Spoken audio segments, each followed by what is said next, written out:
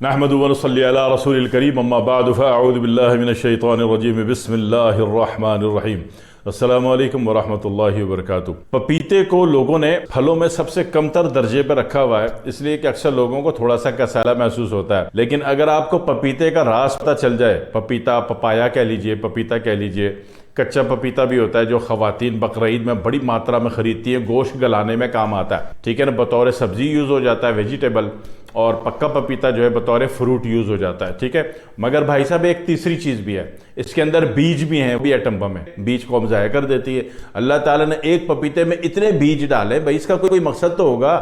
آم کی طرح اللہ میاں ایک بیج دے دیتا ننا منا سا، نہیں بھائی اتنے سارے بیج اللہ دے رہا ہے، اس کا مطلب اللہ چاہ رہا ہے کہ ڈبل فائدے اٹھا لو، اللہ آپ کا بھلا کرنا چاہ رہا ہے، آپ اٹھا کے پپیتے کے بیج پھینک رہے ہو۔ پپیتے کے کم از کم 2 سلائس بھی آپ ڈیلی کھا لیں، میں نہیں کہہ رہا کہ خرچہ کریں 150 روپے کلو پپیتا، 100 روپے کلو پپیتا خریدیں اور ڈیلی ایک پپیتا کھا رہے ہیں، وہ کہیں ایمرجنسی ہوتی ہے، کسی کو بہت شدید کانسٹیپیشن ہے اور آنتوں میں بہت ہی زیادہ خشکی آ چکی ہوئی ہے، اور ایون کہ اس کو خطرہ ہے کہ اس کو بواسیر ہو جائے گی یا ہو رہی ہے یا ہو گئی ہے یا ہو چکی ہے، تو ایسی صورت میں وہ دوائیں امپلیمنٹ ہی نہیں دے رہی باڈی میں، آنتوں میں خشکی ہو گئی، سدے ہو گئے، تو ایسی صورت میں کہا جاتا ہے کہ نہار منہ یا رات کو پیٹ بھر کے پپیتا کھاؤ اور 30 منٹ واک کرو، وہ ایمرجنسی ڈیلنگ ہے۔ لیکن نارمل لائف میں اگر آپ اس کے 2 پیس 2 سلائس بھی صبح نہار منہ کھا لیں یا سونے سے پہلے کھا لیں، بری دوپہر کو کھا لیں، تو آپ یقین کیجئے کہ پپیتا آب حیات ہے آپ کی داخلی زندگی میں، آپ کی اندرونی زندگی میں۔ اگر آپ چاہتے ہیں کہ آپ کا بھوشیہ سفلتا رہے، آپ کا مستقبل جو ہے اچھا رہے، تو اس میں جو ہے اگر آپ 2 پیس بھی پپیتے کے کھاتے ہیں تو اس سے ہوتا کیا ہے؟ ہوتا یہ ہے کہ تمام امراض کی وجہ جو ہے آپ کا معدہ ہے، آپ کا پیٹ ہے، اور معدہ اور پیٹ میں پھر آپ کی آنتیں بھی شامل ہیں، اوپر والی آنت بھی شامل ہے اور نیچے والی بھی آنت شامل ہے، تو یہ سارے مسئلے ہوتا ہے کہ یہاں پہ آ گئی خشکی آ گئی تو معاملات ڈپازٹ ہونا شروع ہو گئے، نچلے معاملات میں ڈپازٹ ہوئے تو خشکی بہت بڑھ گئی اور گیس بڑھ گئی، اوپر والے معاملات میں اگر ڈپازٹ ہونا شروع ہو گیا تو جناب علی یا چھوٹی آنت نے اسپیس کم دینا شروع کر دیا، تو پھر نتیجے میں سڑاند بہت ہو گئی، سڑاند اوپر کے حصے میں ہے، تبخیر اور گیس اور خشکی ڈپازٹ جو ہے معدے کے نچلے حصے میں ہے، دونوں کا اپنا اپنا حساب کتاب ہے، تو یہ دونوں حساب کتاب نمٹ جاتے ہیں اگر آپ پپیتے کے کم از کم منیمم 2 سلائس ڈیلی کھانے کی عادت ڈال لیں۔ اس میں ہوگا کیا؟ آپ کو ہوگا یہ کہ آنتوں میں خشکی نہیں آئے گی، خشکی جو ہے موت ہے، ڈی ہائیڈریشن موت ہے، صحیح؟ اسی سے امراض پیدا ہوتے ہیں، اسی سے کاربن پیدا ہوگا، اسی سے ایسڈز پیدا ہوگا، اسی سے ایسڈ ڈپازٹ پیدا ہوگا، اسی سے امراض جنم لیں گے۔ اوپر سڑاند ہو گئی تو پورے کا پورا معاملہ بگڑ گیا، اور سب سے پہلے تھائرائیڈ ہو جائے گا، تھائرائیڈ کے بعد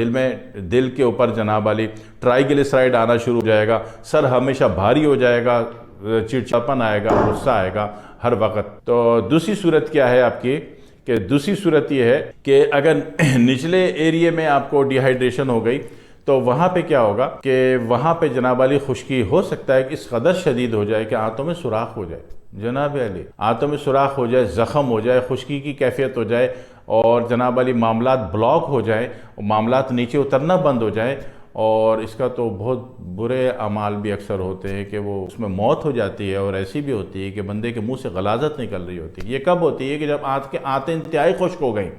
اور پھر بواسیر بھی آف کورس ہوگی، جب خشکی بڑھ جائے گی اور زخمی کیفیت پیدا ہو جائے گی، اندر جو ڈپازٹ ہے وہ زخم تو پیدا کرے گا خشک حالت میں، وہ تو چیرے گا پھاڑے گا، تو نتیجے میں پھر بواسیر ہو گئی، ٹھیک ہے۔ تو یہ سارے معاملات سے کب بچ سکتے ہیں کہ جب آپ پپیتے کے 2 سلائس ڈیلی کھانے کی عادت ڈال لیجئے، جہاں سارے پھل اللہ تعالیٰ نے بنائے ہیں، ہر پھل اللہ کی بہت بڑی نعمت ہے، بہت بڑا احسان ہے، بہت بڑا اللہ، ہر پھل جو ہے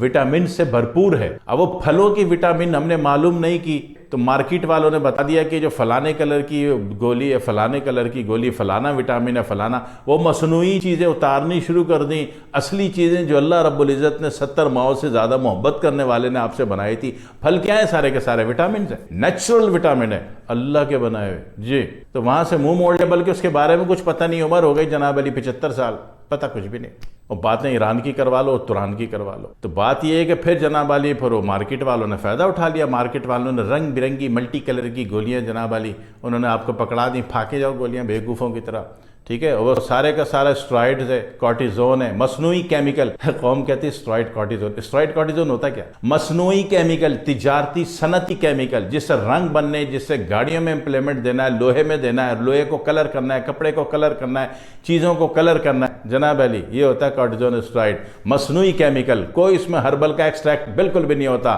غلط فہمی لوگوں کی، جو مصنوعی من گھڑت قسم کی گولیاں کھا رہے ہو وہ کسی دواؤں کی جڑی بوٹی کا ایکسٹریکٹ سے تیار ہوتی ہے، غلط بات ہے، بالکل جھوٹ ہے۔ تو بہتر یہ ہوتا ہے کہ اللہ کی دی ہوئی چیز کی قدر کر لی ہوتی۔ تو یہ دوسری بات ہے کہ پپیتا جو ہے حیات ہے۔ تیسری بات یہ ہے کہ اللہ تعالیٰ اس کے بیج دے رہے ہیں بہت سارے، تو اگر آپ کی گنجائش آمدنی کم ہے تو اس کی بیج کو سکھائی جائیں، ٹھیک ہے۔ جب بیج 1 کلو ہو جائے اس کو پیس لے سکھا کے اور پاؤڈر بنا لیں، نہار منہ آدھا چائے کا چمچ منہ میں رکھ لیا کریں، وہی کام کرے گا جو پپیتا کرتا ہے، جناب علی یہ پپیتے کے بیج کھا لیا کرو، پیس کے پاؤڈر بنا کے فائدے میں رہو گے، وہی کام ہوگا، وہی بینیفٹ ہوں گے جو پپیتے سے ہوتے ہیں۔